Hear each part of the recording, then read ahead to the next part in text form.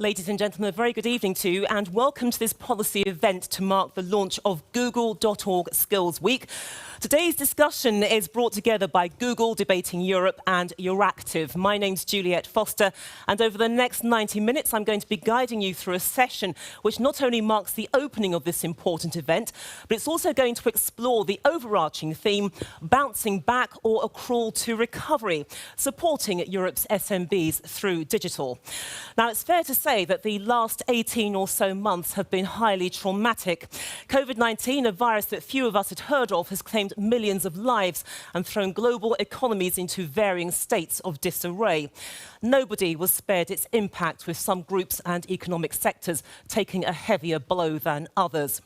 Now, an EU study by the Connected Commerce Council, whose Chief of Staff and Director of Operations we're going to be hearing from a little bit later, found that 90% of small businesses were negatively affected by the pandemic, while 44% were forced to adjust their business models.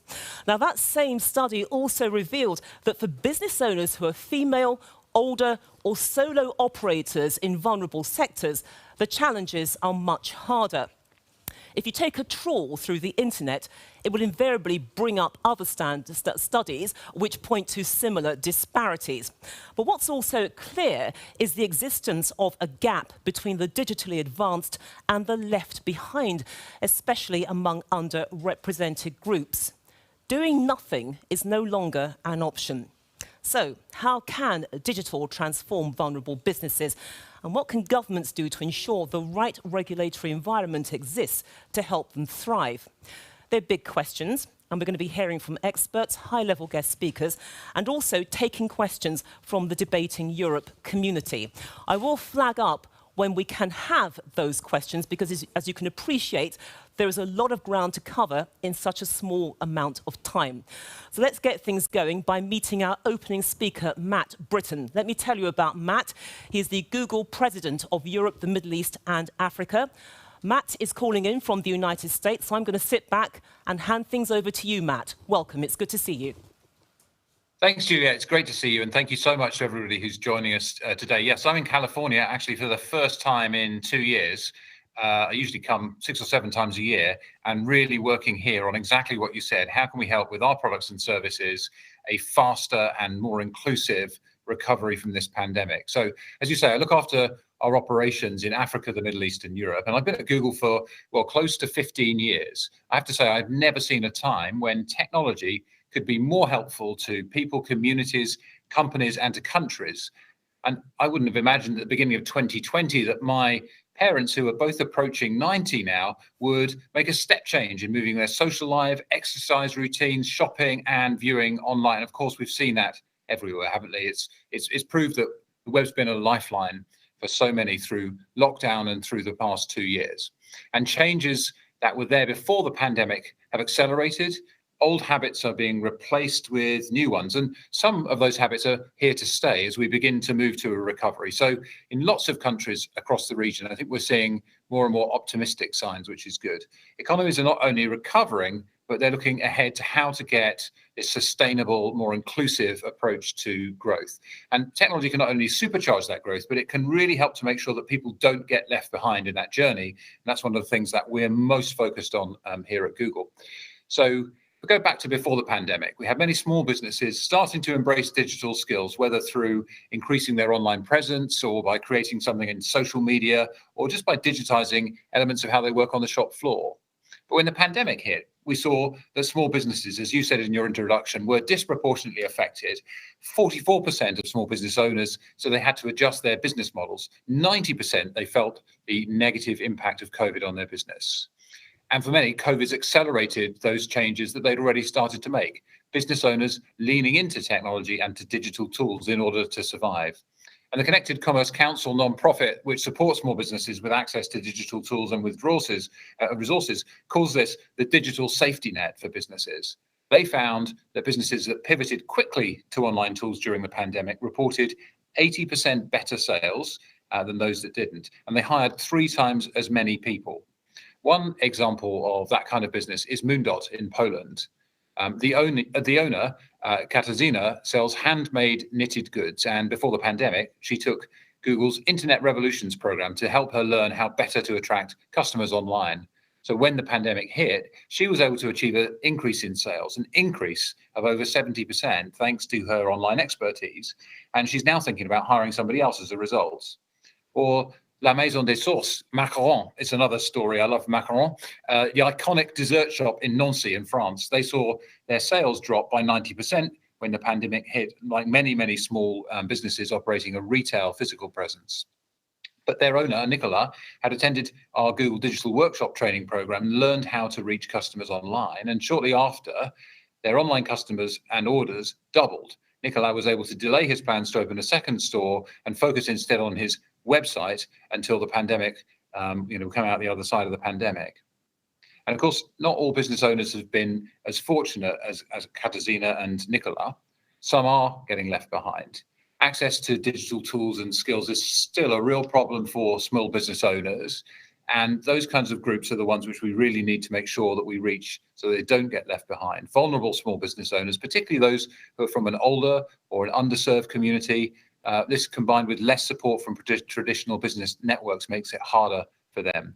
Those business owners risk missing out on the benefits the digital economy can provide. They miss out completely if we're not careful.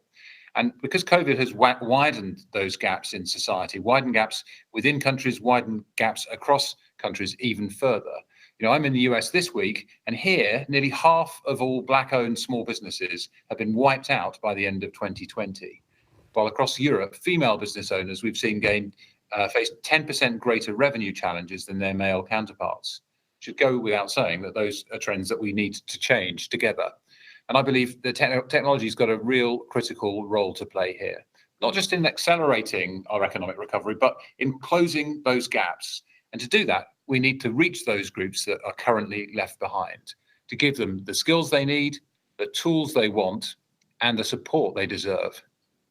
Now, I know that many of you listening today are working to make that happen. I want to say thank you for your collaboration with us. We really learn from you and we get lots of energy from what we do together. So we're here to celebrate the launch of Google.org Skills Week. It's a week-long program of tailored workshops and training that's here to help nonprofits that support small businesses and entrepreneurs and help them thrive. Organizations like Digital Nation, who developed a matchmaking platform connecting digitally savvy youth with small business owners in need of hands-on expertise. Youth Business International, who support underserved young people to turn their ideas into a business. Your work is inspirational. I genuinely mean that. Through the Google.org Skills Week, we aim to help you as much as we can by offering training on things like ad grants, Google Workshop, as well as one-to-one mentorship discussions with our Google experts and practical sessions on solving common challenges through technology. So our hope is that we can foster stronger collaboration among you, help small businesses to survive and thrive, as well as to help solve some of the critical challenges that you face.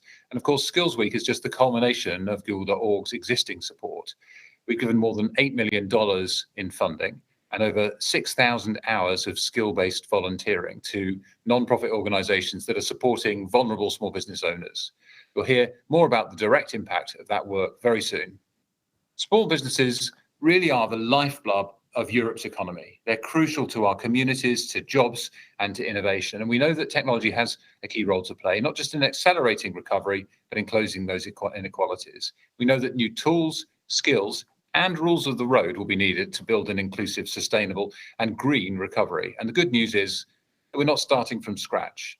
Since 2015, at Google, we've trained 17 million people in Europe, the Middle East, and Africa in digital skills, helping more than 4 million of those who've reported they've gone to get a job or grow their business as a result. Together with partners, governments, not-for-profits, we work to support small business and entrepreneurs to gain confidence, get coaching, and get the expertise they need to maximize their potential and grow their business. And over the pandemic, we launched over 200 new products and features which are designed to help people and businesses navigate that uncertainty. More than 3 million retailers in Europe are using our tools to display new crucial information like delivery or curbside pickup options. But new rules of the road are needed too, to ensure that everyone can thrive online, that consumers can benefit from wide choice and from lower prices, and that small businesses are supported in their recovery. And we're working with governments, with the EU, on that to ensure that a full range of digital tools are available to contribute to Europe's recovery and economic success, while making sure that the rules of the road are clear and equal to everyone operating within them. And I'm delighted we're going to be joined by a member of the European Parliament, Henna Vikkunen, later on. She's playing an instrumental role, along with many other leaders in the European Parliament, in trying to shape those rules for good. At Google, we've got a special relationship with small businesses. We want them to help them scale, to innovate, and to reach new customers. And making that possible is at the heart of what we do. We need the right framework, the tools, skills, and regulations that empowers rather than inhibits that growth and that opportunity. But if we can get it right, it's going to be an important cornerstone, not just for small business recovery, but to tackle wider challenges we face as a society in Europe and beyond. So I want to say thank you very much for being here today. I look forward to today's discussion and to hearing more about the important work happening to support Europe's small businesses navigating this challenging time. I hope the week gives you what you need to contribute to doing the great work that you're doing and to help others fulfill their potential. Thank you. Thank you, Matt. Before you go away, I know it's very tempting because you're in the land of sunshine. Could you take this question? It's come to us from Debating Europe reader Paul. So, Paul, thank you so much for this. He says, is the push to digital misguided? A lot of micro businesses have nothing to export and therefore nothing to gain in advertising themselves internationally on the web. What use is it for a village corner shop to have a website? It kind of contradicts what you've just said, but what's your response to that? Yeah, well, I think it's a perfectly fair question. But actually, our experience is that, in today's world, every business is a digital business because every consumer, or many, many more consumers, have got the internet in their pocket. So whether they're just figuring out whether you've got the item in stock at your corner shop, that's helpful. But many corner shops have also realized that their customer base is not just local, it can be international. And it's amazing to see those businesses that are having an online presence and starting to think about growing beyond their local area are able to do that. And I think that's the key thing that's changed. It's possible for a small business anywhere to be global from the start, whether you have a shop or not. And that's what's most fascinating. So we wouldn't distract people with things that aren't right for them. But I think, remember that half the planet's online and the other half is coming soon. OK, Matt, thank you so much for that. We're going to have to love you and leave you, but great contribution. Before we go to our first panel, I just want you to sit back a little bit because we want to take a look at a video. And this video actually demonstrates what happens when small businesses are supported. Matt alluded to it, but let's see it in a bit more detail.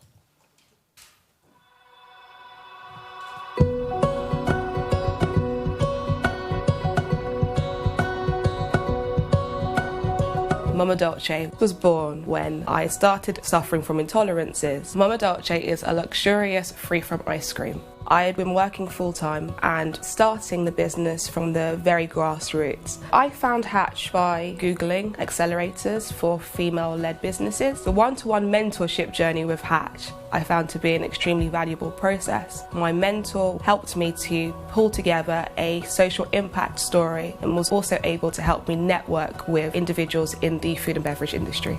Youth Business International is a network organization turning job seekers into job creators. We work with over 52 members around the world, one of which is Hatch. In 2020, we launched the Rapid Response Program to support business owners throughout the pandemic. Through the Google.org support, our program was able to reach 370,000 young entrepreneurs around the world. This resulted in over 100,000 businesses surviving the initial impact of COVID-19. What was really amazing for the program is that 80% of our members accessed volunteering from Google employees, which meant that over 5,000 entrepreneurs were able to receive support from the Googlers, which was very much appreciated and really amazing. Pasta, for me, it's the best food in the world. I am the owner of Morebella Pasta. The idea was to bring Italian pasta to the Romanian people, and I am the head chef at Pasta More food truck, which is based in Bucharest. Digital Nation, it's helping a lot to expand my business.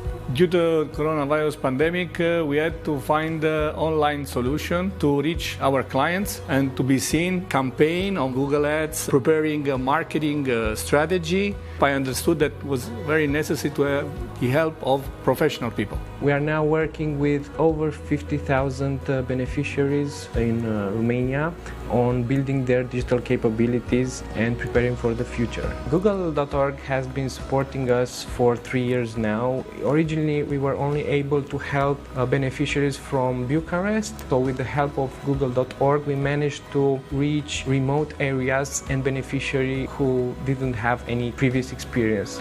ليه بدأت بوتيك؟ بصراحة عشان أساعد البراندات في مجال الفاشن إن هم يبدأوا يكبروا بدون ما ياخدوا أي مجهود وأي تكلفة، والمتوسطة في مجال الفاشن اقتصاديا عن طريق إن احنا نوصلهم بالعملاء المحتملين، نساعدهم يروجوا المنتجات بتاعتهم بطريقة بسيطة وغير مكلف. احتجت ميكرو منتور يساعدوني في ايه؟ كان عندي مشاكل في ان انا اشوف الاستراتيجيز والبلانز اللي انا حاطاها صح ولا غلط. الهدف الرؤيه الاساسيه لمشروع مايكرو منتور هو انشاء علاقات ارشاديه تحت منظمه ميرسي كور. فكره المشروع ببساطه هو موقع الكتروني او بلاتفورم، منصه الكترونيه هدفها الاساسي التعاون بين رياديين الاعمال ومرشدين الاعمال لانشاء مشاريع ناجحه. بشكل عام المساعده اللي حصل عليها مايكرو منتور من Google.org قدرت تساعدنا نوصل ل 8200 ريادي أعمال بالشرق الأوسط، وهذا الإشي وصلنا لتوظيف حوالي 1400. بالمقابل المرشدين على المنصة قدروا يعطوا دعم نفسي لريادي الأعمال على الموقع ويساعدوهم ويحمسوهم لحتى يضلوا مستمرين بالمشروع تبعهم.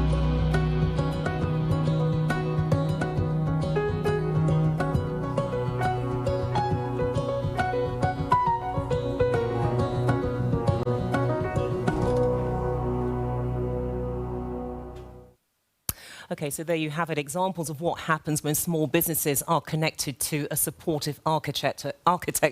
I want to take that further by moving on to our first panel, the theme of which is From Surviving to Thriving, How Can Digital and Mentoring Boost Vulnerable SMBs in Europe? Now, we know that for some SMBs, the road to success is pretty straightforward, where for others, that is not necessarily the case.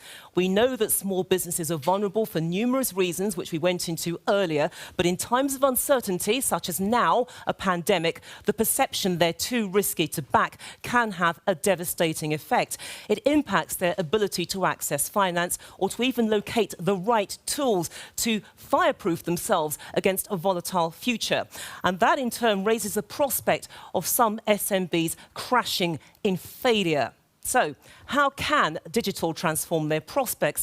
And is it time perhaps for established businesses to step up to the plate to mentor smaller companies to success? I can't answer that question, but I know some people who can. Let's meet the panel. First up, we've got Lisa Belazarova. It's very good to see you.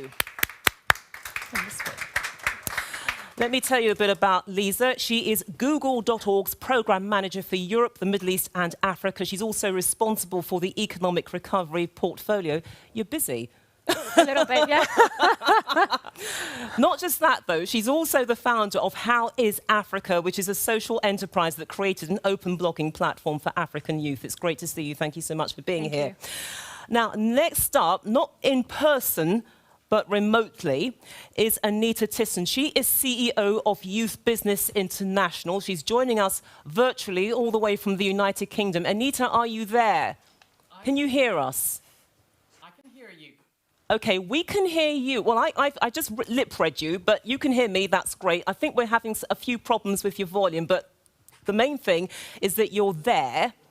And Anita, as I said, she's the CEO of Youth Business International. She's held that role since 2018, so thank you so much for joining us. Next up, the man who appeared in that video, Paul Apostel, the founder of the Romanian organisation Digital Nation. Don't be shy. This way. Come around this way. OK. It's good to see you. You saw him, as I said, in that video. Now, he's the founder of Digital Nation, and what this does is that it educates new generations of leaders in Romanian digital entrepreneurship. I was going to say last but not least, but he told me, why not say, let's save the best till last. Gora Yahaya, please come and join us.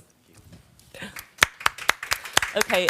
Now, Gauri is the award-winning CEO and founder of Upskill Digital. That's a digital training and transformation consultancy, and it develops and delivers learning programs to help workforces adapt to change at scale in their organisations. So a lot to cover in the time that we have available, which is about 20 minutes, but we'll get there. So, Anita, you've drawn the short straw. I'm going to kick off with you because, look, we know that there are groups which are very, very vulnerable, but let's focus on women and young people. Are women more vulnerable than young people when it comes to setting up businesses? And from your experience and what you're seeing, is there an SMB lottery? In other words, the level or quality of support that you get depends on where you live. Can I just check that you're hearing me okay? Your sound is being boosted now. So let's see how well we're doing. But I think we heard you. Let's go for it. Okay, well, I'll try to speak slowly then. I don't think it's an either or between women or young people. Both of them have different barriers to getting support. And a lot of those have to do with cultural barriers, or in the case of young people, with age. But I think one of the things that we have seen through the support that we did in the last year with Google.org support, the COVID Rapid Response Program, is with particular focus and particular energy on underrepresented groups, that actually they can be supported to, in this case, maintain their businesses or to start businesses. But it takes a point of intention to do that and recognize what are those particular barriers. Young people very often don't get access to capital because of their youth. They don't have as many assets. For women, in many cases, there are cultural barriers to getting that support. But we're super delighted about the reach of the program that we ran during COVID. But also, I think some of the lessons that we're learning about the importance of digital, the importance of emotional resilience, and supporting whatever entrepreneur segment you come from to really make those pivots to continue to be resilient into the future. OK, and what about the point about the SMB lottery? Does it exist? Certainly, depending where you are in the world, as it were, the ecosystem is more or less developed. The financing and so forth, infrastructure will be less developed. So yes, there is an issue about which country you're in, but whichever country you're in, that we do see across our network, people are starting up businesses. Sometimes the challenges are greater than others. But if I go back to that question which came through earlier about the corner shop owner, actually our experience is that people anywhere in the world and with all sorts of businesses, even primarily face-to-face businesses, have been adopting digital and will not go back. They may not be fully fledged tech companies, but whatever kind of company they are adopting digital, from basic WhatsApp, through to fully fledged, digital marketing and fulfillment, because they see that is an essential part of their resilience into the future. OK, let me bring Lisa into the conversation because, look, what we've just heard there from Anita is that, yes, there is a lottery, and in some respects, it doesn't really matter if you're a woman, an elderly person or a young person, but either which way, what I need to know from you is how philanthropy can actually help these small, vulnerable businesses operate so that they can feel confident and comfortable in a playing field where the aspiration is to be level. Great question. I think it's very important to understand that philanthropy, since the beginning of the pandemic, has really stepped up, and our colleagues in the philanthropic ecosystem are doing more and more to support underserved SMBs, and that's a really important thing to highlight. A couple of things that philanthropy can do specifically for underserved. Firstly, through the network of nonprofits that we fund, who have ear to the ground and really understand deep down the needs of these SMBs. We have the power to help listen to those needs and create really tailor-made programs. Secondly, it's cash grants. A lot of research by Give Directly especially shows the need for cash grants as flexible cash, especially during the time of crisis, helps small SMBs, and philanthropy has the power to distribute the cash. It's accelerating skills training as well, and we'll be talking about this with Paul and Gauri shortly. And of course, mentorship and supporting mentorship opportunities for underserved communities through our employees and and through Googlers in this instance, but also enabling platforms that connect SMBs to experienced business mentors. And certainly the mentorship, that's something we are going to explore. But Paul, you were mentioned there. Let me bring you into the conversation because, look, we can talk about going digital, but from your experience, how does digital technology stabilize SMBs, but above all, make them resilient? Because without the resilience, it doesn't really matter how technical you are, you're not going to survive. Well, first of all, digital can bring you the tools to find new customers for your business and also new customers to find your business as well. And further than that, you can use digital tools to directly sell online, which is more advanced. And another category which can come as early as possible is the tool to manage your day-to-day operations, to get the data and an insight about your productivity, and to be able to scale. And a very good example is the corner shop, who, for example, from our experience, was able to communicate with customers around the block and to deliver, for example, goods to their doorstep during the pandemic, and that's just one example. So I'm very confident that there's an infinite array of possibilities for companies to improve and grow with digital tools. Yeah, but the whole point about digital is that it is massive. And I guess that, you know, the challenge for many SMBs is to know what digital tools are key, because you don't want to run the risk of taking too much on board and it doesn't really get you anywhere. So what are the key tools, and how do you gauge whether they're really working for you, whether they're really helping you to fulfill your objectives? I think it's very important to discuss about the first type of support which I think we need to bring to the SMB sector, and that is orientation support. Which means to have a clear understanding about what digital maturity phase you are in, and also what types of skills you need and how to get them. And it's clear the majority of the SMBs do not have a clear understanding about those things. So orientation support would be a first choice. Then the second types of support I think we need to build is what we call engagement support, and that means to carefully design digital transformation programs. So understanding that it can inherently be a scary process and with great frustration for the SMB owners, and we need to think about the granularity to measure engagement, because if someone postpones or quits the process, we need to understand why. And these types of support comes before all the functional solutions such as tools or skills. Right, Gori, come into the conversation, because look, we've heard about the challenges, but the bottom line is, how should that digital skills gap be filled? You can have all the tools in the world, but they don't necessarily fill the gap. Yeah, no, it's a big question, right? The digital skills gap is not just about the tools, right? It's about the mentality, it's about the attitude, it's about supporting these individuals to believe that these tools will help them to not just grow, but also survive and thrive in the digital age. You know, it's interesting, Anita mentioned before that some businesses have actually embraced digital tools since the pandemic and won't go back, which is fantastic, because that's a mindset shift, and that's really important from our perspective. And I think it's really important that we think about sort of Paul's approach to the tools that are necessary, because businesses are thinking about their back office operations, digital invoicing for the first time, e-commerce, the need for, as Matt Brittin mentioned, your consumers are all online, they are trying to find you online, they're trying to shop for you online. How are you going to be there?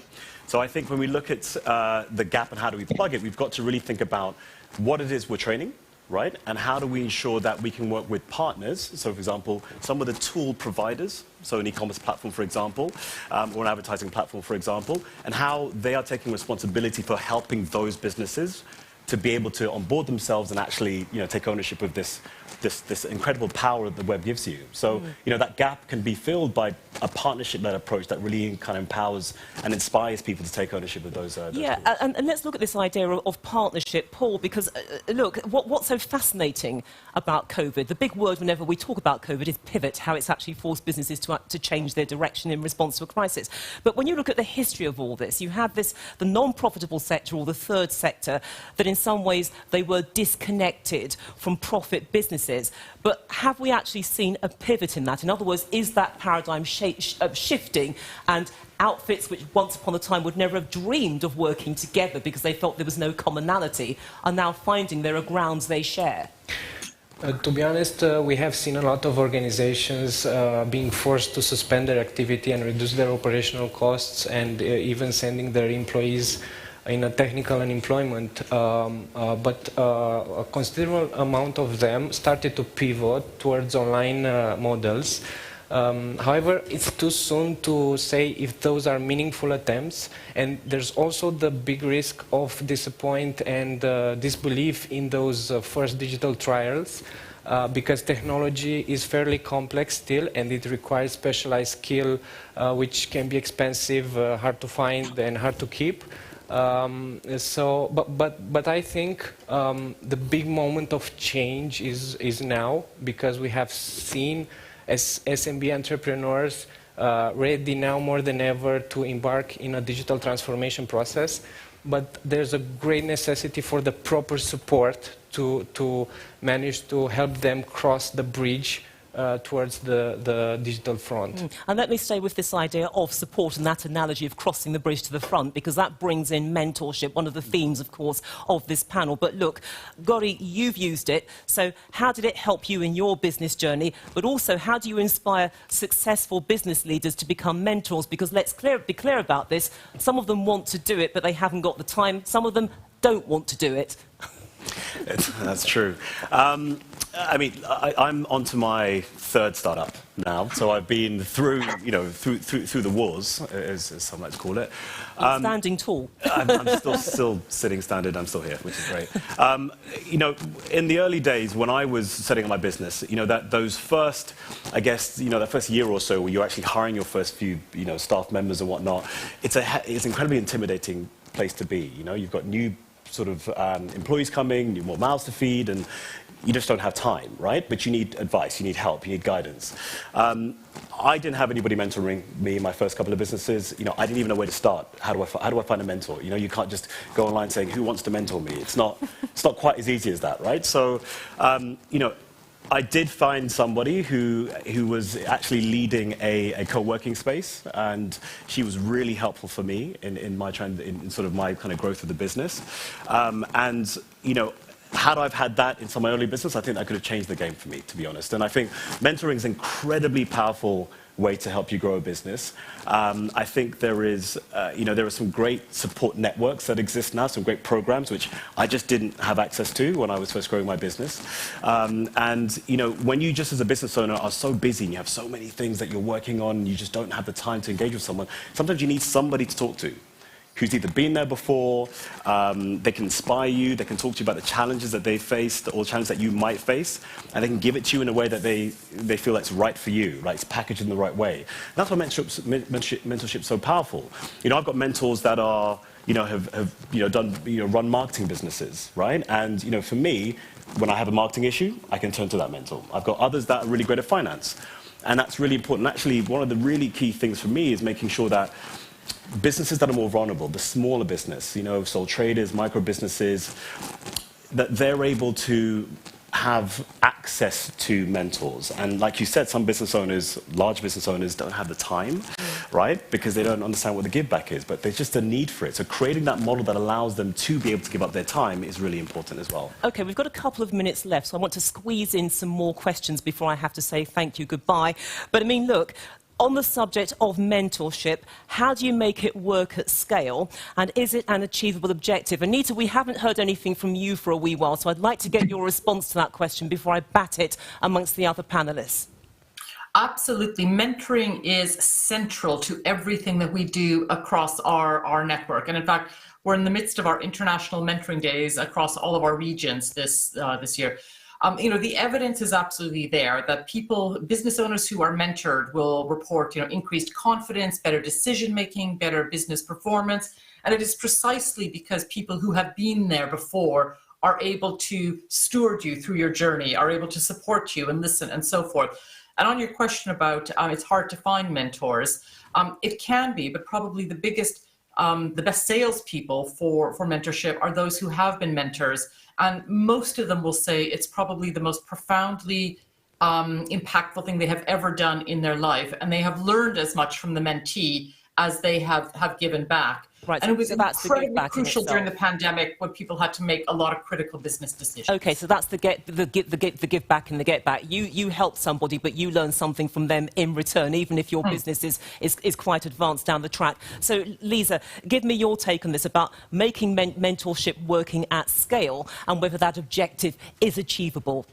We are learning about it, and we are learning from our portfolio focused on job seekers. We've funded a number of nonprofit programs that combine AI and human coaching, and we're still learning about where it works and where the current evidence shows that, for example, right now in Europe, if you're a job seeker and you send in your application, it takes on average 4 months for you to have an appointment with an advisor.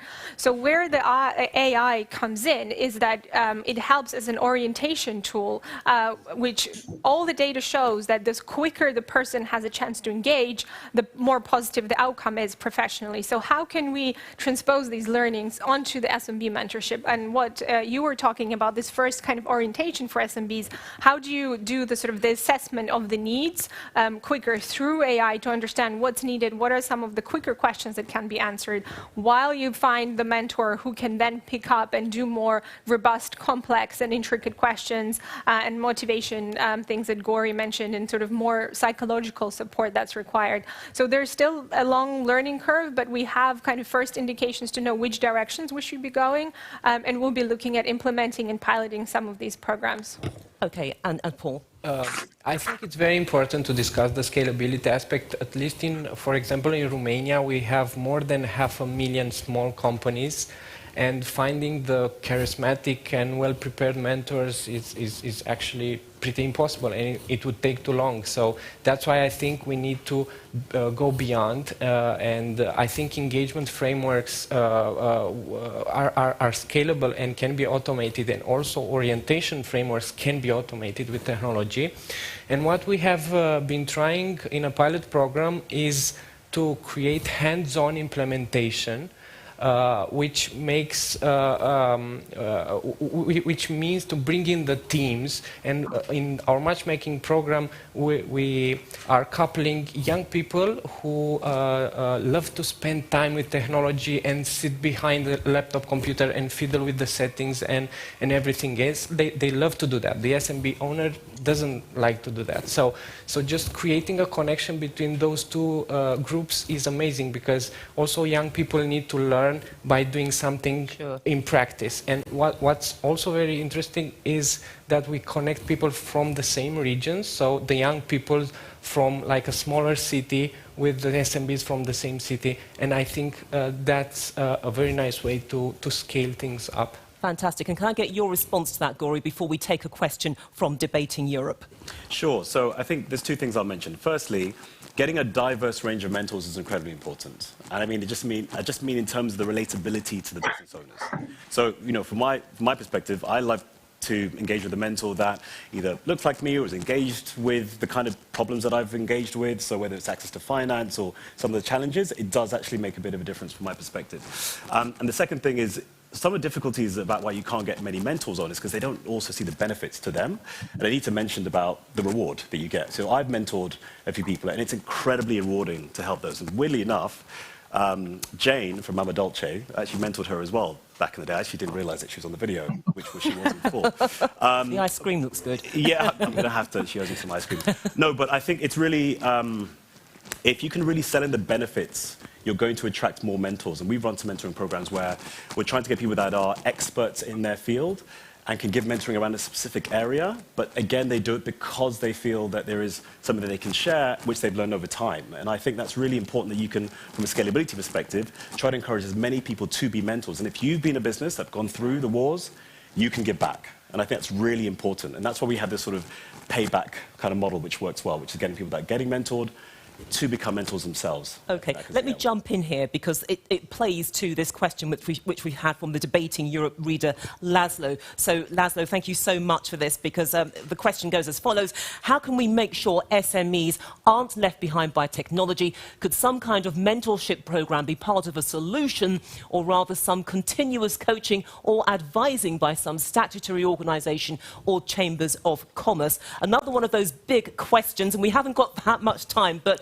Gori, let me throw this to you, then I'll work my way through the rest of the panel. So I know that you've got a few opinions, shall we say, about chambers of commerce. Yeah, I mean, for me, the way chambers of commerce are typically set up, obviously, they're there to kind of help the business community.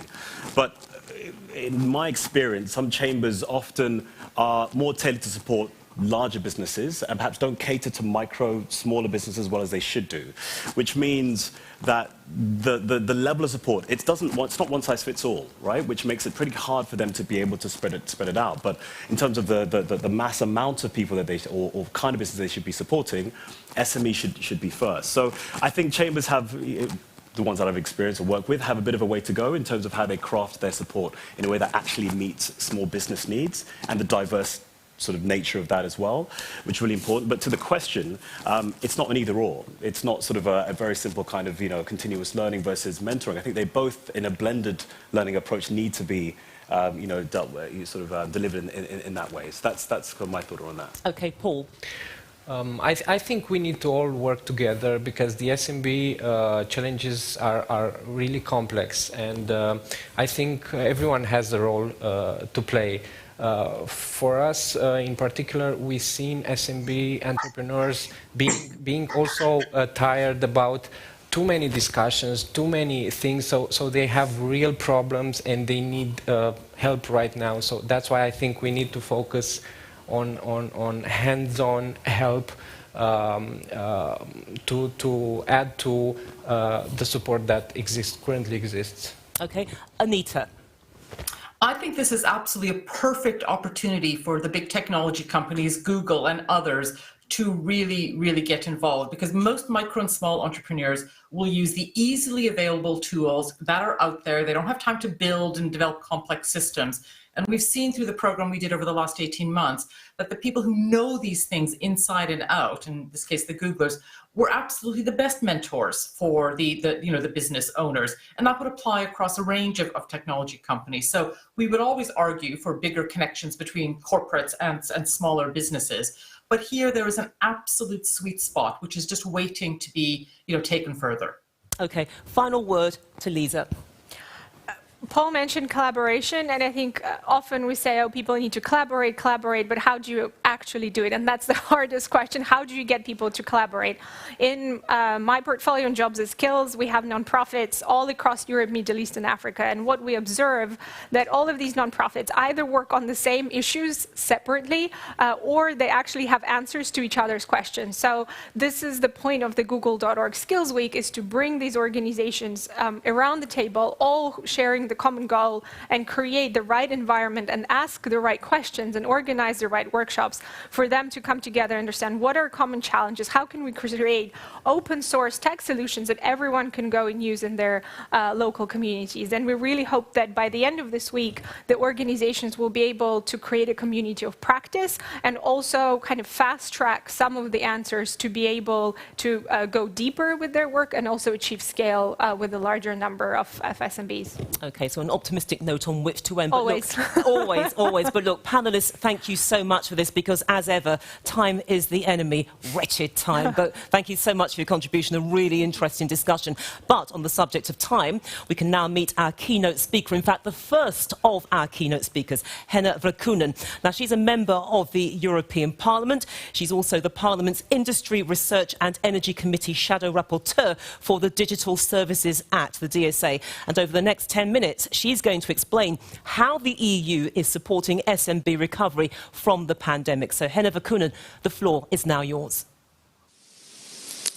Yes, thank you so much. It's a great pleasure to take a part of this very important seminar, and I would like to thank also the panelists. I think you had very good discussion and you were really telling very concrete examples about life of SMEs and what kind of challenges they are facing, because we all know that the COVID pandemic has been a long one, we can say, for the Europe small and medium-sized enterprises that have to face consequences of lockdowns and the general economic downturn. As Europe now slowly starts recovering from the pandemic, it's vital that we provide the necessary assistance for SMEs that have suffered during this crisis. We know that we can't have smooth recovery without SMEs, because they have a major role in Europe. They are providing Europe with the new innovations, growth and jobs. However, we want to admit, like it was mentioned already in the panel, that the world before the pandemic is very different from the one we live in today.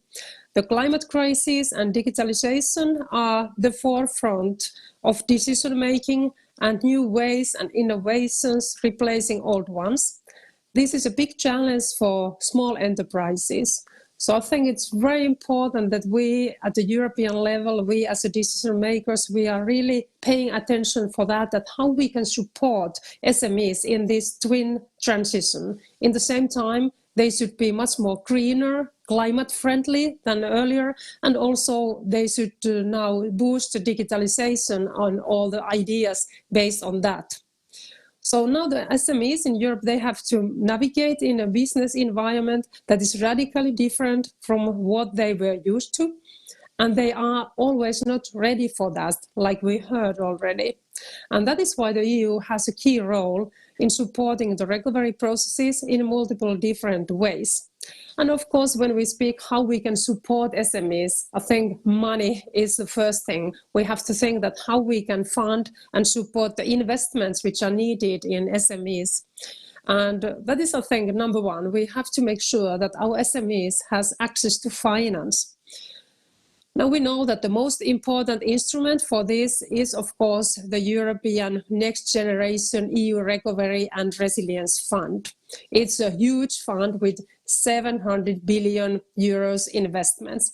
And we know that mostly those investments are going to digital projects and to green technologies in all the member states. And of course, it means that SMEs, they can benefit of this funding when they are taking a part of those green investments in member states, or if they are part of these digital projects in the member states, like that is often the case.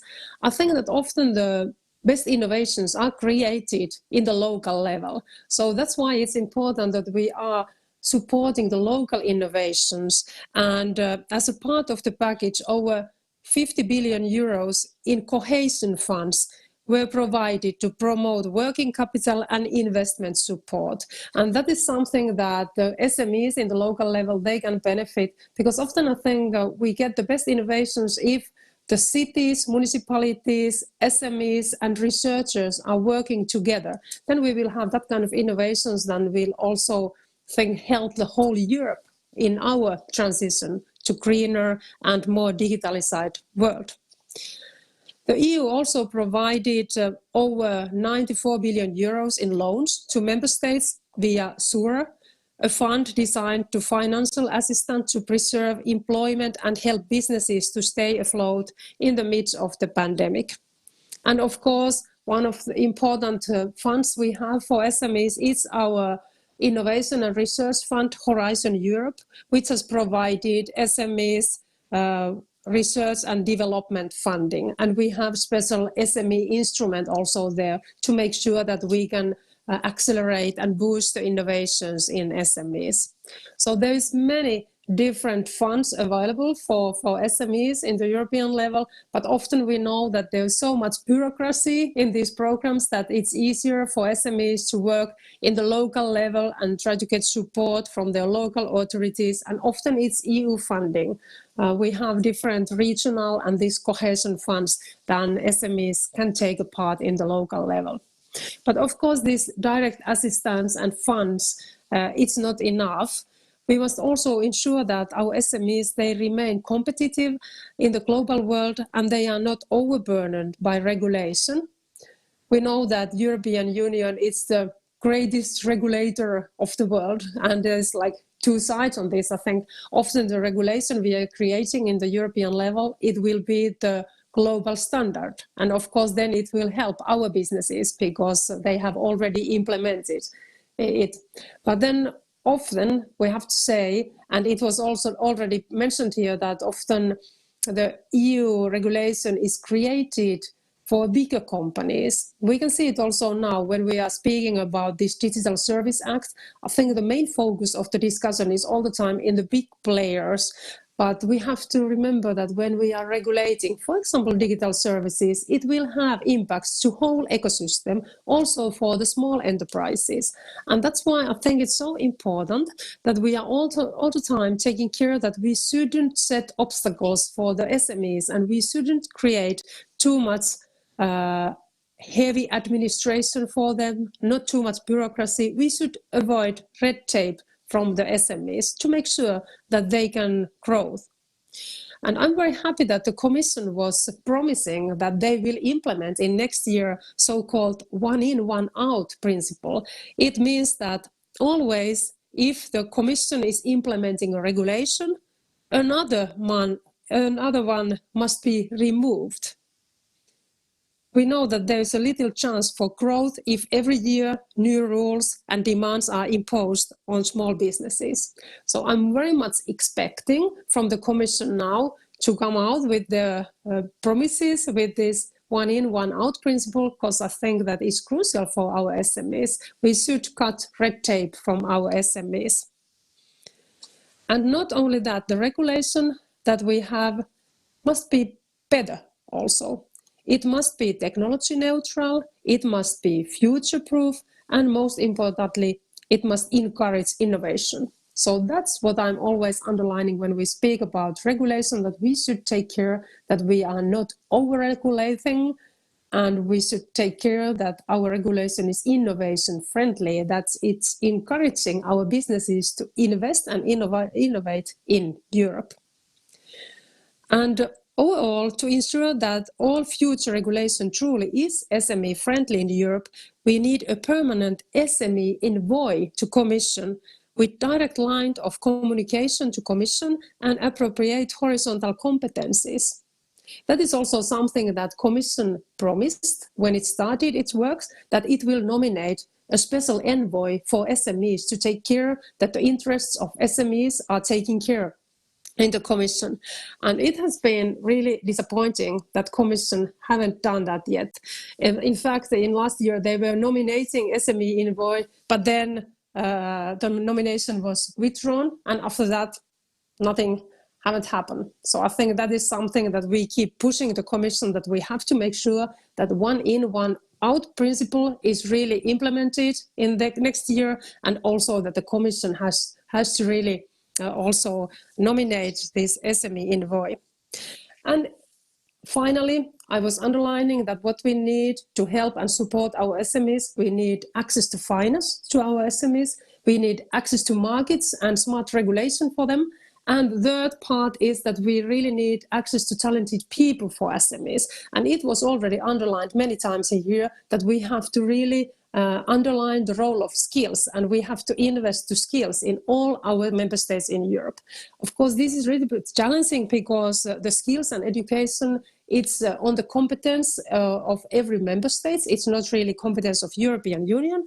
But anyway, to address this, the Commission has already established a European skills agenda and also the digital action plan. And now we are really boosting investments in member states, those important topics, because the goal is to cut digital illiteracy in youth by half by 2030, and to ensure that 70% of our adults should have basic skills, digital skills by 2025.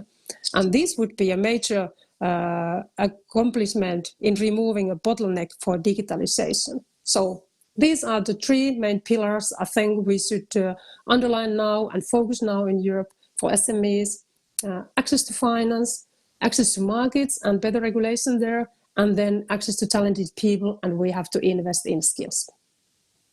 Helen Verkunen, thank you so much for that. Let's move on now to our second panel, which is called Growth in a Post-Pandemic World. How should regulation support Europe's SMBs? You had some outline there from Helen Verkunen, but in this discussion, what we're going to do is explore whether small businesses have been given enough support so that they can recover from COVID-19, the role of digital policy, and how European regulation can help drive SMBs towards digital and environmental sustainability. Certainly the latter really important now since we have come out of the COP26. Can I stress again that there will be an opportunity for the audience here to ask questions when I flag up that moment, so please save your best till last, because towards the end of this panel, that's when the questions can be asked. But in the meantime, let's meet the panel. First up, we've got Daniel Knapp. Daniel, please do come and join us. Follow me, please. Come on, welcome him. Let me tell you about Daniel. He's the chief economist for IAB Europe, and he's also an analyst in advertising and media. Thank you so much for being here.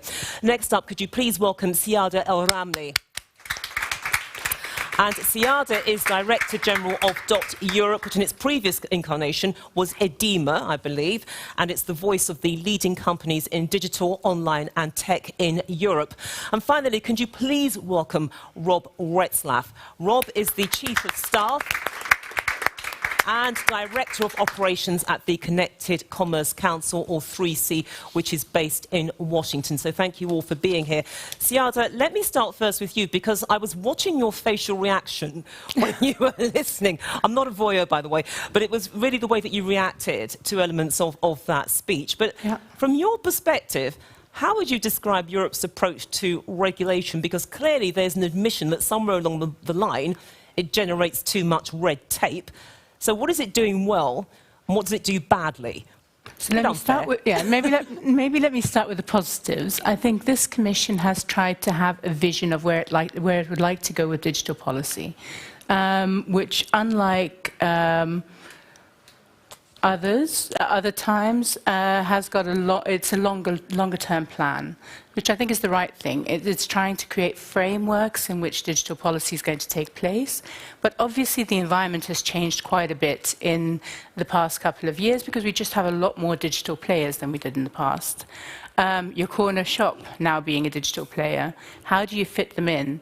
How do you allow for growth of these small and medium-sized businesses? Because you just don't want to keep them necessarily small. And I think that that's the one thing that I thought was very interesting as well from MEP Verkunen's input was, where are we going with it? Are we going to try and use this as an opportunity to actually see European champions grow out of this, which is possible?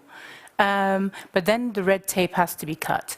Thresholds, which is our go-to way of protecting SMEs in Europe, can't be the way to keep on going in terms of legislation. We have to start creating possibilities to nurture and to foster growth, as opposed to keeping the small players small. Hey, Rob, square the circle for me here if you can, because, look, the intention with regulation, it's very sincere. We want to help businesses grow. But it's a bit like being shot in both feet or having rugs pulled from under you. What I'm getting at is that Europe wants to help small businesses, but unfortunately with some of this regulation, it gets it wrong. It's not helping this sector, which is very important. Yeah, definitely. I think when it comes to regulation, it disproportionately affects small businesses. And as a membership organization made up of digital small businesses, when they hear about government imposing harsh regulation, they get very frustrated. There's already enough going on right now and a lot of uncertainty out there. Why would you want to add even more uncertainty or more regulation, or the burdens of regulation, to their plate?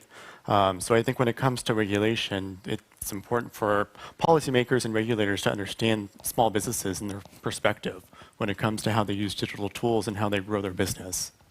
So given that, Siada, how do you think the EU can reduce regulatory burdens? Because clearly they know it exists, but it's almost as if someone's given them the scissors and they don't quite know where to cut, even though they know how to use the scissors. I think there are two things. I think, first of all, there's a very strong focus on trying to regulate the big players and trying to be seen as, again, MEP Verkunen said, Europe is the exporter of regulation and likes to be that, especially in the digital space. Now, the big players is a key focal point. So how do you balance that agenda with making sure that you don't have unintended consequences that will hurt the smaller players is one thing. Simplifying the regulation, making it actually explainable, clarifying it, and making sure that we actually have the internal markets. That's one of the strengths that the EU has at its offer. So this access to market, let's not break it down by fragmenting these fundamental framework pieces of legislation that are coming into play. Right, but what this all boils down to, Rob, is smart and business-friendly regulation. That's the aspiration, but how do you measure its efficiency so that it delivers on what's written on the side of the box? Right. I mean, it's a very fine balance between the two, and there's no perfect solution. But I think when it comes to supporting small businesses, what's been discussed already today during this session, there's already so much support out there. I think it's just creating more awareness. More small businesses need to be made aware of all the programs that are out there. Hearing from most of our members in Europe here, they struggle today trying to find mentors and coaches to help them teach digital skills.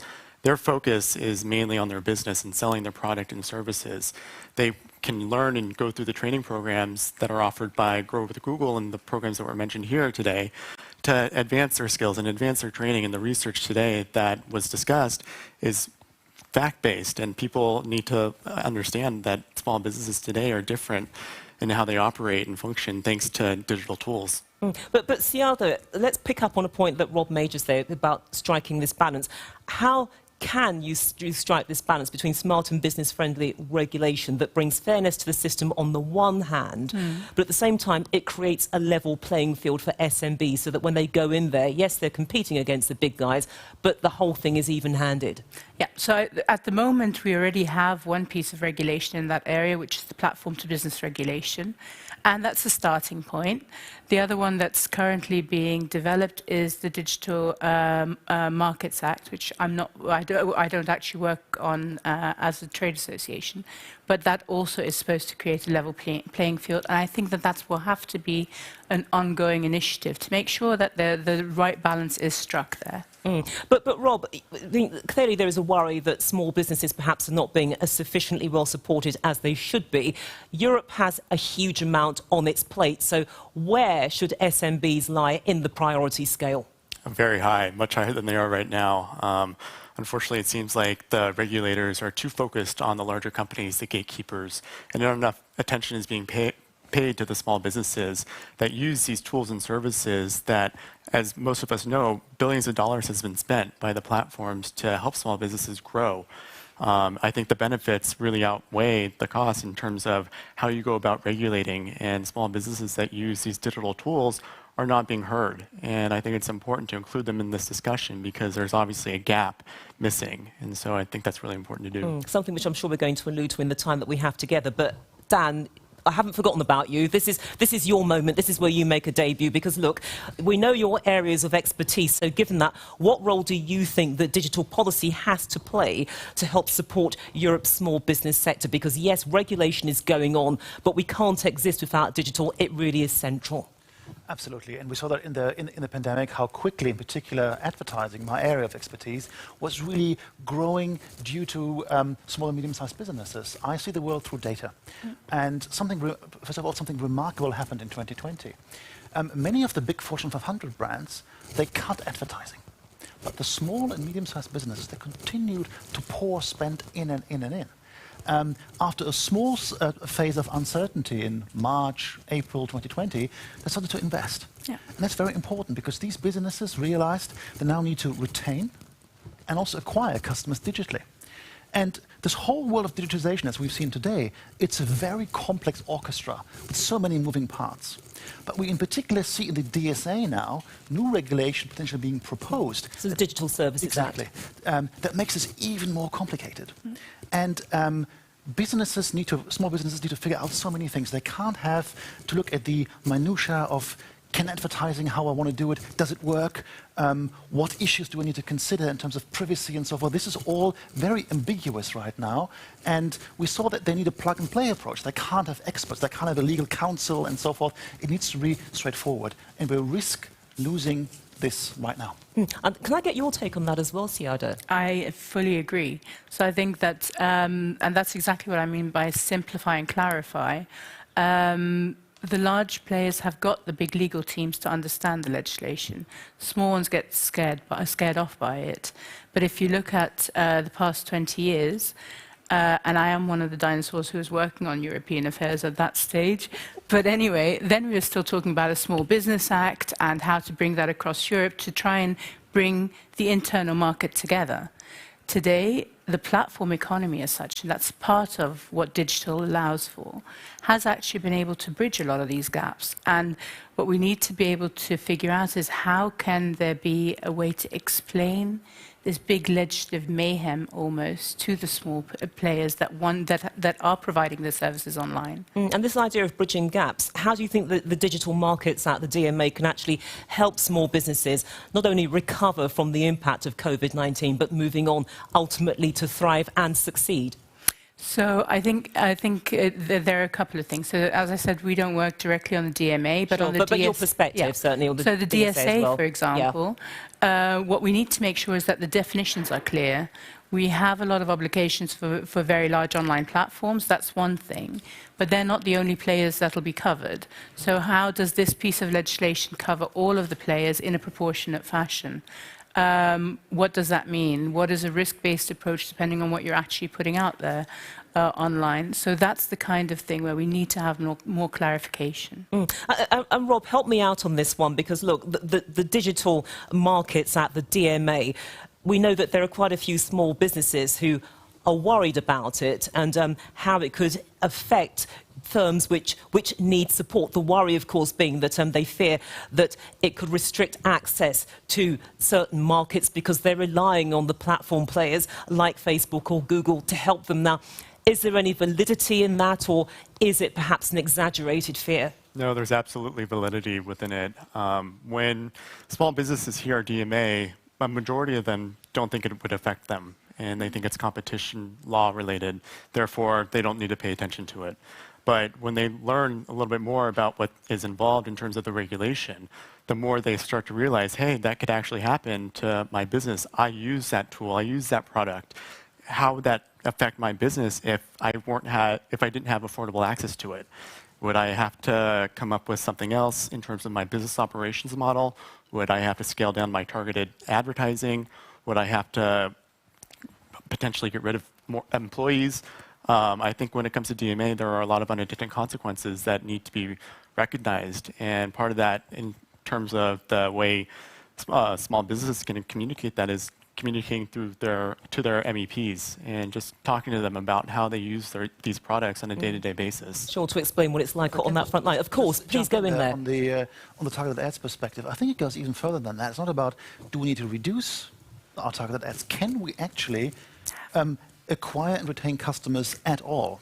So there are currently some debates about how can we in Europe find a good balance between privacy and economic growth. But I think there is a risk that that balance tips into a terrain where it becomes very, very difficult for businesses to thrive. So if there are no targeted ads at all, so SMBs can't afford to go on television. They can't afford to put ads in national newspapers. The entire customer journey from discovery to booking, etc., happens online. So they need a way of doing advertising that is actually cost-effective, without wastage, only reaching customers which are relevant. But if you take away, which is being discussed, targeted advertising whatsoever, not only does it become more difficult, but the entire model might collapse. And I think that's the important thing. There are so many Lego blocks in this entire world of how small and medium-sized businesses run. And services, general and administration, one of the bits in which advertising typically falls in, it's the highest variable cost in an e-commerce business. So if you reduce ad spend cost, you can really increase your margin. That's very important. But if it's too high, not only is it more cost effective, but the SMB might not be profitable at all in the digital world. And I think that's the risk. Yeah, and because you've actually touched on something which I wanted to raise with you, because you recently authored a report on personalised advertising. And if these fears fulfill themselves, then you're cutting off that pipeline that small and medium-sized businesses rely on. So then you have to find another alternative to achieve an equally plausible result if you had that targeted marketing. I think in Europe there is an innovation paradox when it comes to data. If we take away advertising, which can be called targeted or addressable or personal, and note the different connotations that these terms have, that's one thing. But then if we look at other things, in particular content, Netflix, streaming services, personalization is seen as something essential, is seen as something incredibly positive. But as soon as it's used for certain ends, it becomes something negative. And that can't happen. We need to ensure that practices of data collection and analysis are privacy safe, they're privacy first, etc., of course. But we can't have that certain sectors or ways of doing businesses are prohibited from using the same logics of dealing with data than others. Then we don't have a level playing field when it comes to innovation. Let me throw this out to all of you. I want to start first with you, Rob, because look, when you look at this, for want of a better term, the battle between the EU and big tech, with the little guy caught in the middle, in other words, the SMBs, that yes, we can see what Europe is trying to do, but it does create this thing called collateral damage. Are the SMBs in that position without the unfortunate collateral damage because Europe's trying to rein in big tech?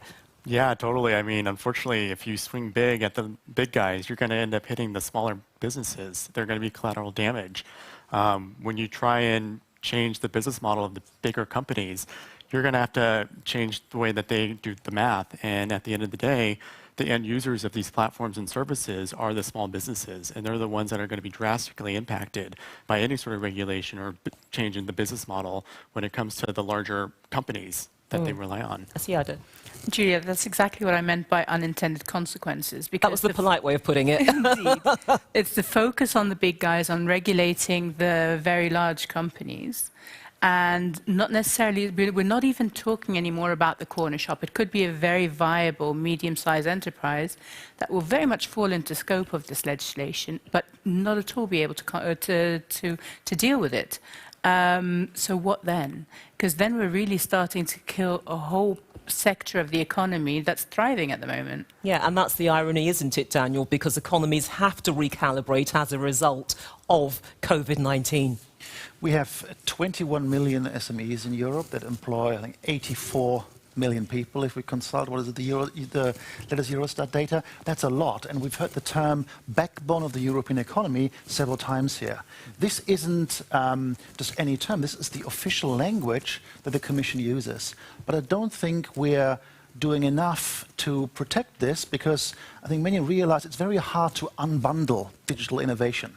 And it becomes extremely complex if you mix kind of antitrust, privacy, and business growth together. I think these things, we need to balance the approach quite carefully. But I think one last thing is, it's not just about any businesses. I mean, we're here at Google.org. And in my research, I also looked at how goods of protected origin, think of wine, cheese, or glasses from Italy, how they can be marketed and sold in other European areas.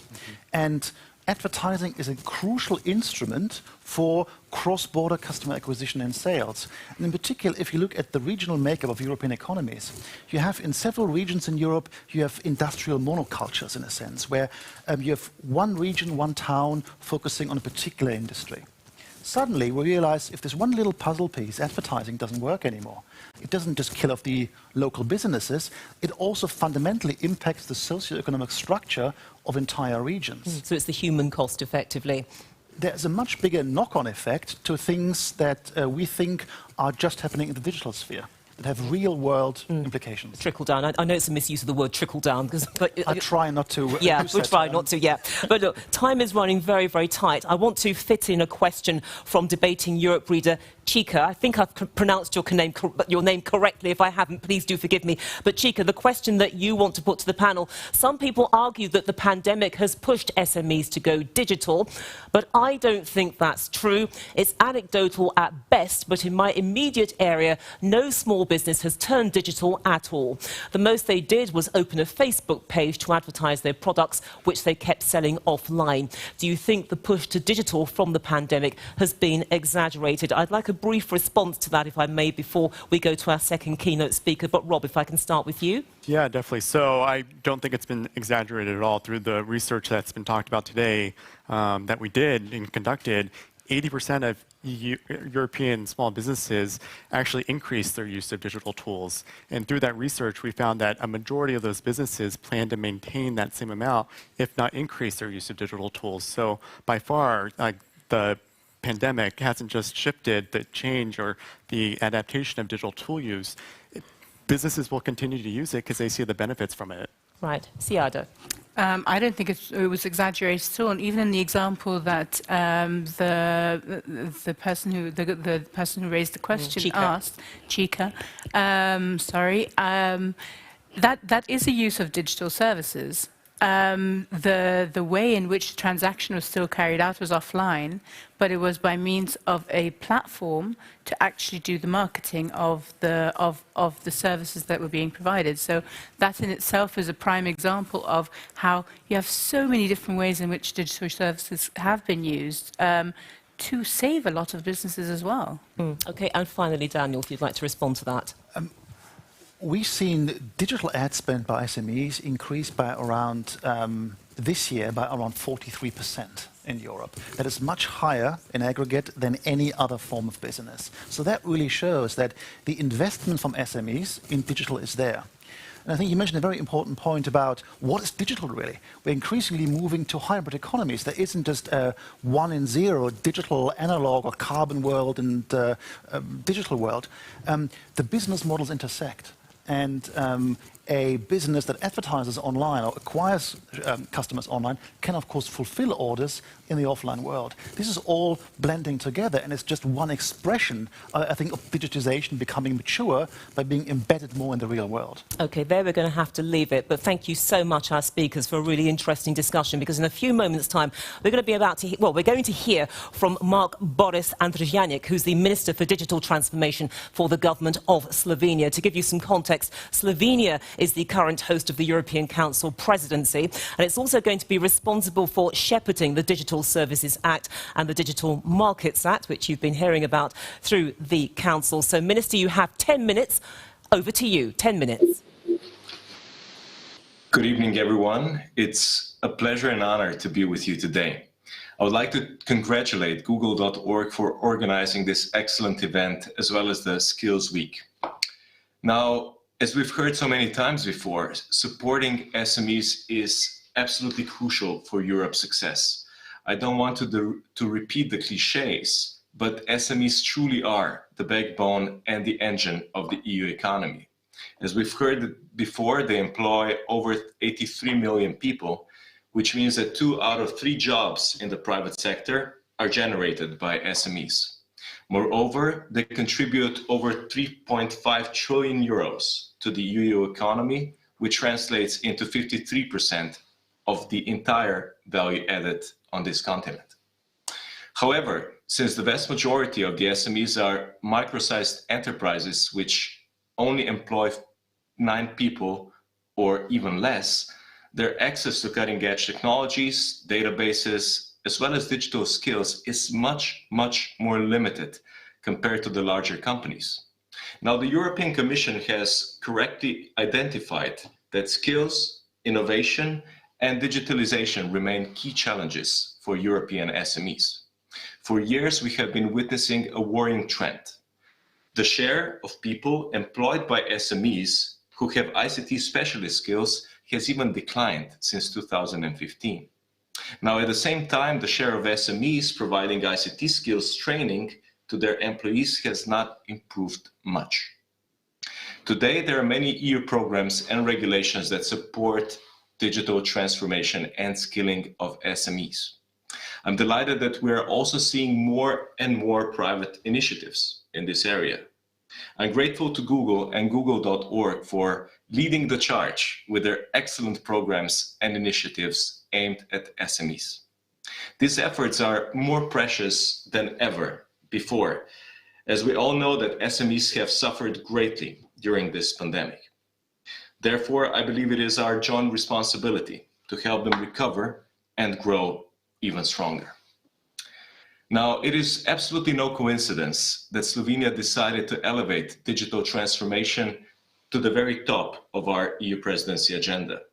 Together with our partners, we are working very hard to achieve meaningful progress on EU regulations in the area of digital services and markets, AI, and data governance. These and many other files are designed to empower European SMEs as well as European consumers. I would like to highlight the importance of the Data Governance Act. Now, we all know that bits of data are fueling our economies and driving innovation. That's why I believe that the creation of the European single market for data will be a game changer for the European digital economy and particularly for SMEs. In addition to the EU measures, there are also many national initiatives and growth mechanisms available to SMEs. I'm proud to say that digital transformation has gained a new momentum this year in my home country of Slovenia. We're implementing 40 ambitious measures that will accelerate the digitalization of government services, healthcare, economy, education, and the society as a whole. Our goal is to propel Slovenia among 5 most digitally advanced European countries by the end of this decade. Thanks to these and many other measures, Slovenia has gained 3 places on the DESI index published on Friday. For the first time, we rank above the EU average at the 13th place. What we're doing right now is we are trying to relentlessly reduce the red tape as well as taxes for SMEs. Next year, we will also be launching the largest digital skilling program in our country's history, which will benefit SMEs as well as the elderly and other vulnerable groups. We will also be providing free courses in programming, robotics, and AI to all of our youth. Dear friends, at the end, let me say that I'm absolutely confident that Europe will bounce back stronger than ever if we work together as partners and allies. That is why today's event and the Skills Week are so important. I wish you a fantastic week and many, many successes in the future. Thank you very much and good luck.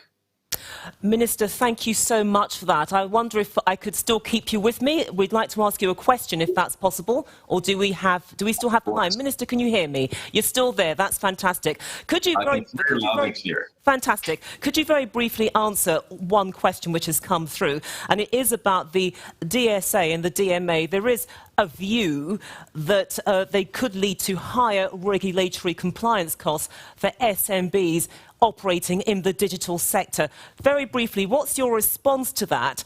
And isn't there a case for those costs to be mitigated as much as possible in future legislation? I mean, the primary objectives of these 2 pieces of regulation are obviously to empower European citizens as well as to make our digital marketplace a lot more competitive. So I believe that a careful balance is being struck between innovation and safeguarding not just consumers, but also our core values. But for sure, every piece of regulation adds a little bit of cost to everyone's operations. But at the same time, we need to understand that the benefits stemming from both of these pieces of regulations will be significant. Therefore, I believe, and our presidency believes, that they outweigh the additional costs. OK, Minister, we have to leave it there, but thank you so much for your speech and also for taking that question. And on the subject of questions, I'm now going to open up the floor to our audience. Now, I've been reliably assured that there are roving microphones in the room, so if there's anybody who wants to put a question to our panel, the panellists who are here and also the ones who preceded them, please do feel free. Also, just to explain the absence, Daniel sadly has had to leave us as he has a flight to catch, so we wish him well on his journey. But is there anybody in the audience here in the room who would like to put a question to our panel? Please feel free. The microphones are around, or are you all very shy? The microphone operator is there. Would anybody like to put a question to the panel? It's a rare opportunity to grab these people before they disperse. I don't know what it is you guys have done, but they don't want to talk to you. Well, let me put a question to you guys. And again, I'd like to throw that out as well to the members of the first panel. But one of the themes which has really come up in everything we've heard is communication, the C word. The one side not really talking to the other, or if they are talking, somebody isn't listening. Is that a fair interpretation? And how do you overcome that? Or how can SMBs overcome that to be heard? I'd say it's a lot more complex than just one side not listening to another. It's about 100 different sides all speaking at the same time and nobody being able to catch up with everything at the moment. I think everybody has got a clear idea that they want to solve something. It's just what needs to be solved. Is it the economic crisis that we've landed in? In some ways, is it the recovery therefrom? Is it the digital policy progression that we're trying to get off the ground, taking a lead as the EU in setting digital policy? What is it that we're trying to solve, and how are we going to do that without all just vying for attention? Because I think that's one of the biggest issues that we're dealing with right now, is everybody seems to want to have something to say. And so instead of getting the job at hand done, so for example on the Digital Services Act, we had a solid proposal from the Commission that needed further work by everybody that has something to say about it. But instead we see that, for example, the European Parliament has just added so many different issues to it that's become a completely different animal. So by doing that, we're never going to actually start fixing the problem, we're just making the problem bigger. Okay, and Rob. Yeah, and I completely agree with that. You know, there are 100 different voices going on at the same time, and I think the small business voice is one of the most important ones that's missing part of that conversation. When it comes to DMA and DSA too, small businesses should be empowered to talk to their policymakers and teach them how they use digital tools for their businesses. Policymakers do what they do best. They legislate, they come up with policy, and policy is there for the greater good. Whereas small businesses, they need to focus on selling their products and trying to find customers and market themselves in order to grow their business and do good for their community and for their family and for their friends. So I think when it comes to communication, policymakers need to listen. And policymakers need to listen to small businesses, and small businesses need to reach out to their MEPs and their policymakers, so that way they make sure their voices are heard in this important discussion. Is there anybody else who would like to ask a question? Please do take advantage of this window that we have. No, nobody wants to ask a question. Well, that's okay, because it means that we can carry on talking, so that's something.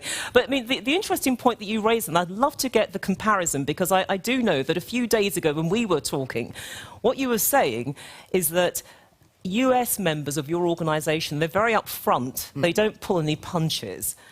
Whereas over here, perhaps people are very reserved. They are, and I think there's difference between the cultures. And in America, obviously, no one is afraid to voice their concerns or opinions or talk to their policymakers about how they feel or what they feel like should be changed.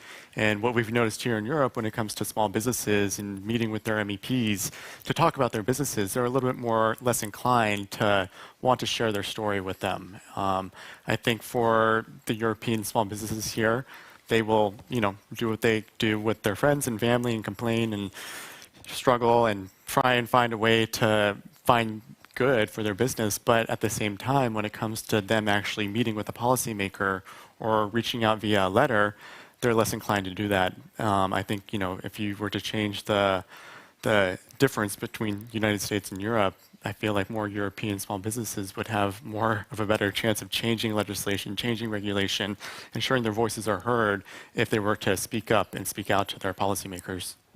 But let's take another point as well, because again, you guys are on the inside. I'm watching you from the outsider's perspective, but there is this sense that if we don't pull our finger out on this very, very quickly, that we're going to have a two-tier game here. That you've actually got European SMBs, which perhaps are underperforming if you compare them internationally. I mean, how are they faring at the moment, given that elsewhere in the world there are other SMBs who've also been hit hard by COVID-19? They're also trying to pivot, to recalibrate and to move on from this. But, how are we doing over here, and how worried about the future are both of you?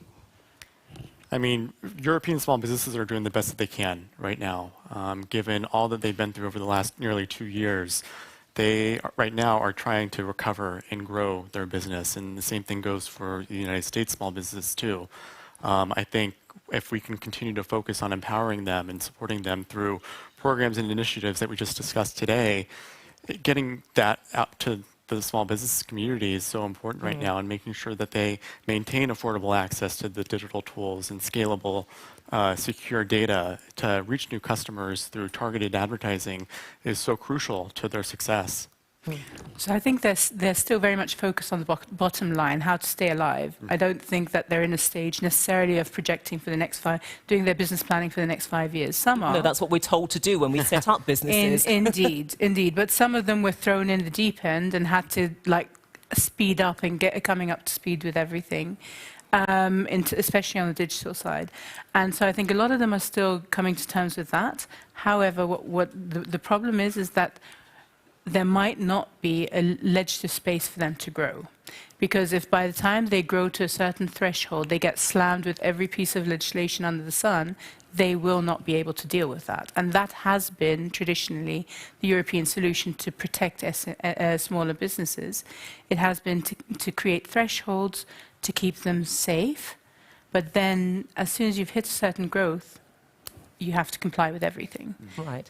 And that just won't work in the long term. And that's the whole point, that COVID is forcing a recalibration, not just amongst the businesses in terms of their pivot, but above them in terms of the legislators themselves, the policymakers. Indeed. Okay, and that is where we are going to have to leave it, because, as ever, time, that old enemy, it has forced us to wrap up what had been an excellent conversation. Can I ask all of you, no need to be shy, but to actually applaud our panel, because you know what, they've been really fantastic, not just these guys, but also those who preceded them, so please. They opened up the discussion. I think it's fair to say they opened up the discussion and took it into areas that all of us really need to consider going forward, because yes, we are trying to work our way out of the pandemic. It's a very difficult journey. We will get there, and small and medium-sized businesses are a crucial part of that roadmap. I'd also like to extend the thanks to our keynote speakers and to our technical crew, because without them and what they've been doing, I think we would have found it very difficult to share that conversation amongst ourselves. Yes, let's applaud them. It's called sharing the love. We've all got love, we're sharing it. And that's why I'd love to invite you, all of you in the room, not those of you who are watching online, unfortunately, unless you can do a Mr. Spock or Star Trek and somehow bring yourselves over here, to actually join us for the networking, okay? The chance for everybody to actually talk, exchange ideas and make connections, because you never know where they might lead. But thank you, all of you, for being a part of this very special week with Google.org, the Skills Week. Let's see where it takes us, because the rest of the week is bound to be good. Thank you so much. Enjoy the rest of the evening, and above all, stay safe.